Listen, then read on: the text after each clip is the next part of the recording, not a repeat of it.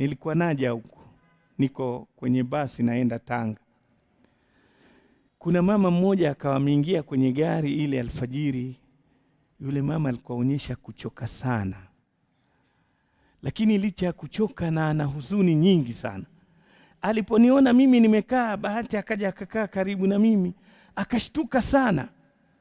Nikamuuliza, nini mama? Wewe si ndiye Sheikh Hassan Ahmed? Ndiye mimi. Alhamdulillah, alhamdulillah. Akaanza kulia.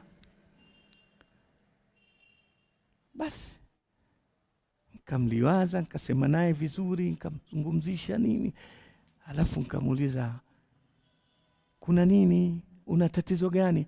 Niko sawa. Hapana. Nini tatizo lako mama? Akanambia, mimi naenda Zanzibari. Asili yangu iko Kenya na Zanzibar. Mimi pande mmoja Mzanzibari, mmoja Kenya. Kutoka up country kule Nairobi kuendelea.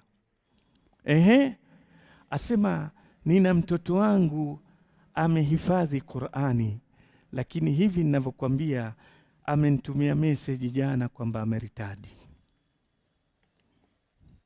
Yuko chuo kikuu tena mwaka wa 3.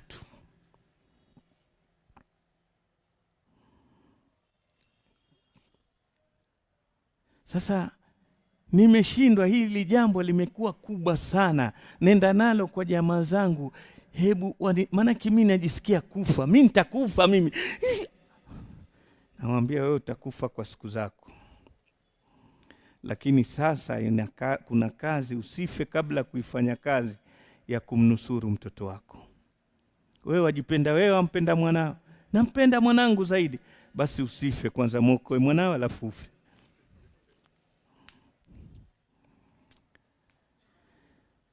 Sasa kuzungumza naye, kueleza, yule mtoto asoma miaka 3 apata ufadhili, mama hajui. Kwa sababu mtoto twasema mtoto wa kike enough matured, ameenda uko zake, anaishi chuo kikuu. Mama aona amefarajika kwa sababu hana uwezo wa kumsomesha. Leo mtoto amwambia, nimepata ufadhili wa kila kitu. Hostel yu alipiwa, elimu alipiwa, kila kitu. Kumbe wale wanaomlipia waliyafiha maaribu ukhra. Sasa hizi ndizo hali zinaendelea katika vyuo vyetu.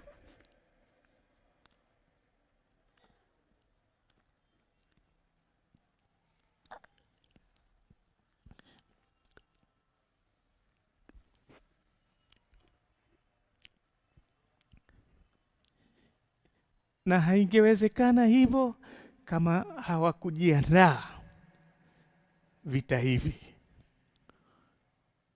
Isipokuwa ni mfumo kamili umetengenezwa, ni uwezo upo tayari, na hii ni moja katika mbinu inatumika. Wewe ukimaliza kuswali, kaa kijiweni, piga kahawa vikombe 20. Sengenya watu 10. Tukana 3. Sijifanya hivi. Basi. Jamani, imani yataka kunusuriwa. Na Allah alipotaja kuinusuru imani, inna Allah ashtara minal mu'minina anfusahum wa amwalahum. Vitu vili lazima vitumike. Lazima vitumike hivi vitu vili. Haziwezi kwenda kimoja tu.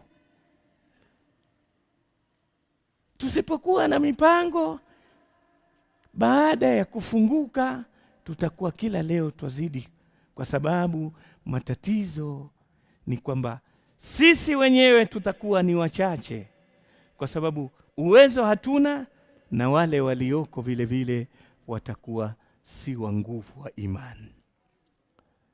Madarisi zetu ziko hali duni sana. Takadu antakul, imekaribia kusema ni kama hazipo. natija yake ni chache, kwa sababu haziko katika mfumo wa kuwa ni vituo vya kutoa elimu, hasa elimu tukufu hii, ilmu nabawi sharif, elimu ya Mtume Muhammad sallallahu alaihi wasallam. Mapungufu ndani ya madrasa zetu ni nyingi. Ina maana elimu kama mapungufu ni mengi, kinachopatikana ni kichache. Sasa huyu hatumwandai kuwa na imani kubwa, huku hatuna uwezo wa kupambana na wimbi linaotutoa kwenye nini? Hatari.